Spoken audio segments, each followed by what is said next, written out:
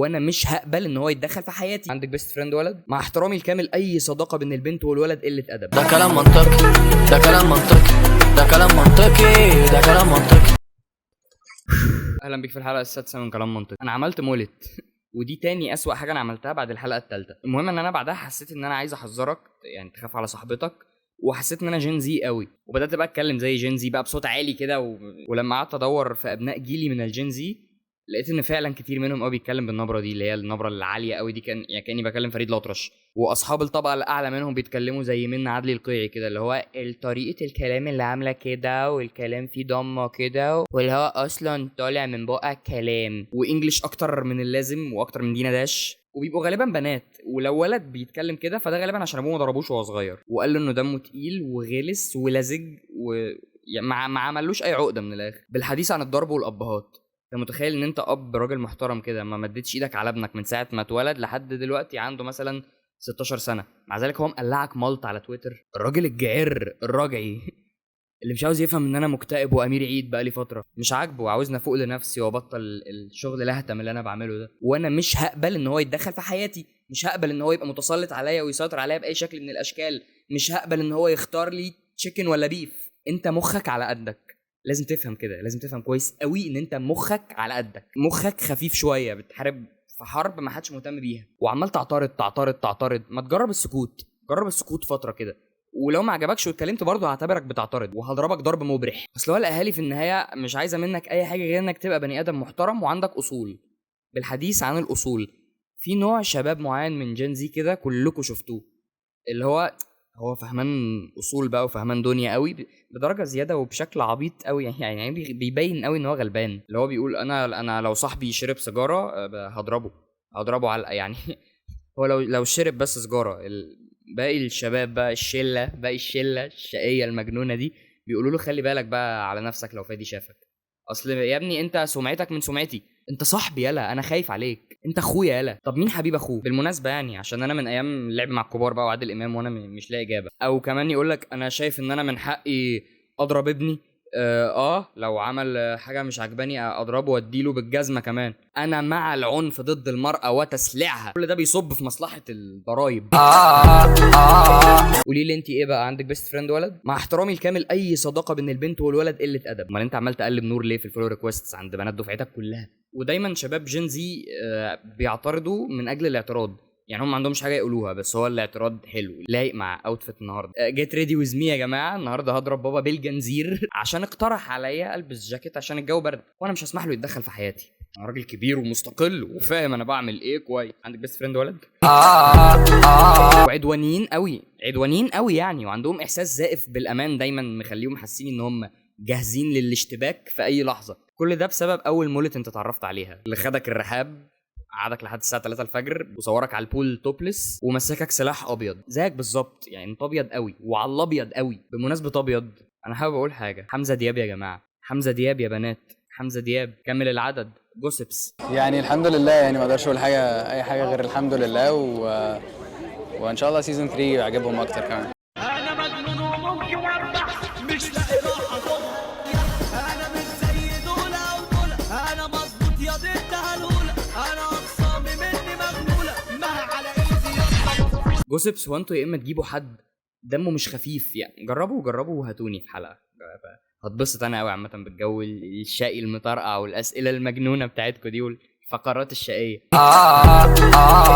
يا اما تجيبوا فنان سنه كبير وهو يعني هو فاهم ان دي كاس استضافه في برنامج ومستني يسالوه بقى بدات ازاي والحاجات دي، يا اما تجيبوا حمزه دياب حيث الوسامه والجاذبيه. بص عامه اي حد عارف ان هو وسيم وبيتعامل من المنطلق ده في رايي لازم القانون يحاسبه. اصل ما ينفعش يعني اصطبح بوشك على الصبح وانت توبلس كده وعامل لي كده في الستوري وبتقول لي مورنينج استباحتك زي القرف ريحتها عرق، ايه الاستباحه الزفره دي على الصبح؟ يا عم روح استر نفسك بس بدل ما يجيلك احتقان في الصدور وتفتكر بقى ان دي شخصيه جديده وان انت شاهين بقالك فتره.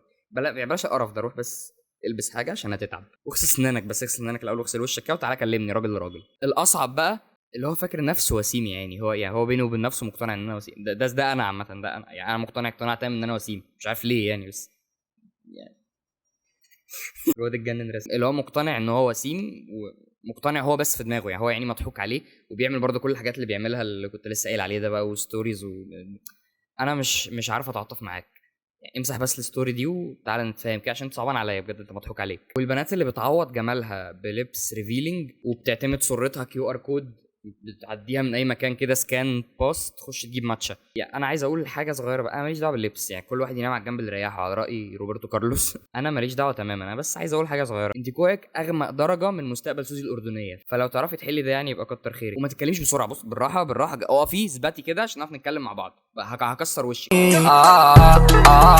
بالراحه. عندي ليكي سؤال واحد، عندك بيست فريند ولد؟ لا. طيب يعني في مكان ممكن روحي البسي حاجه بدل اللي انت لابساه، وانت روح ضايق هدومك واحلق المولد دي وبعدي عني بقى.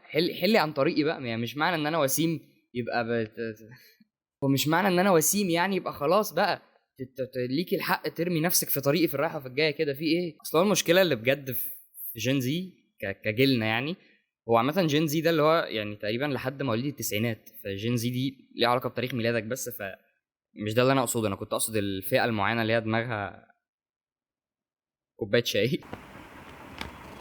حصل مشكله تقنيه يا ريس، انت بقتش غريب بقى خلاص. يعني نرجع لموضوعنا، كنا بنقول ايه بقى؟ كنا بنقول مشكلتنا في الجيل بتاعنا انه الواحد في سن المراهقه او في بدايه العشرينات هو لسه مش عارف يحدد هويته، او لسه مش عارف يفهم هو مين بجد، وبيحاول يكون هو مين ويبني شخصيه معينه على حسب المبهر ليه، او اللي هو شايفه ان هو ممكن يكون مبهر للمجتمع اللي هو فيه عشان بس يفت ان.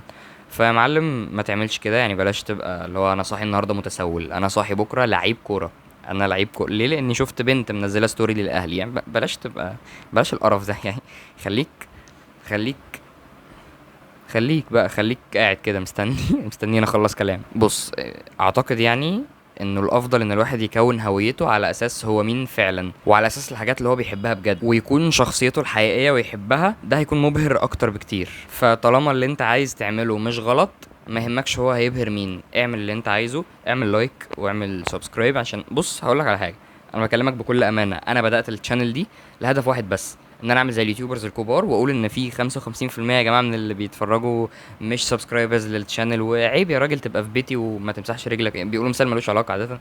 غالبا ممكن اكون جايب السكرين شوت دي من على النت يعني، بس انا بقول لك فعلا في نسبه كبيره من الناس اللي بتتفرج مش عامله سبسكرايب. ف يعني ما تكسلش انك انت تعمل سبسكرايب، طالما اتفرجت اعمل سبسكرايب واعمل لايك. عاجبك الكلام مش عاجبك اعمل لايك، عشان انا اعمل لايك للشانل لسه بتبتدي، زق معايا، خليك راجل جدع. اخر حاجه بالنسبه لاصحابي اللي بيتفرجوا، في ناس كتير قوي من صحابي انا بقابلهم بتفاجئ ان هم بيتفرجوا، يعني يقول لي على فكره انا بتفرج على كلام منطقي وبتاع. طب ما انت حلو بتتكلم، هم القلب اخرس ليه على اليوتيوب؟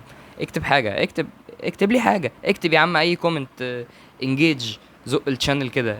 اولا ما تكسلش انك انت تعمل اللايك بتاعك الخفيف ده عشان بيفرق، واكتب حاجه. بص عامه اي حد وصل للحظه دي في الفيديو اكتب لي في الكومنتس حاجه، اكتب حاجه. وشكرا انك وصلت لحد هنا، بحبك.